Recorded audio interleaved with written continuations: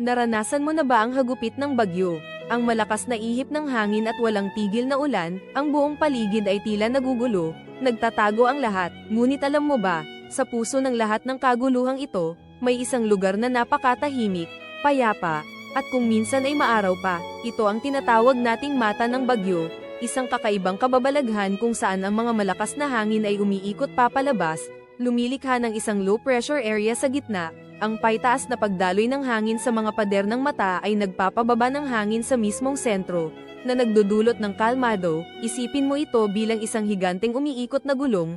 Ang gitna nito ay halos walang galaw habang ang mga gilid ay rumaragasa. Ito ay purong pisika sa kanyang pinakamakapangyarihang anyo. Kaya't huwag magkakamali, ang katahimikan sa mata ng bagyo ay panandalian lamang at isa itong babala. Ito ay senyales na maghanda, dahil pagkatapos nito, ang ikalawang bahagi ng bagyo ay darating na may parehong lakas o mas matindi pa. Ang pag-unawa sa siyensya sa likod ng mga bagyo ay hindi lamang kamangha-mangha, kundi mahalaga rin para sa ating kaligtasan. Alamin at maging handa.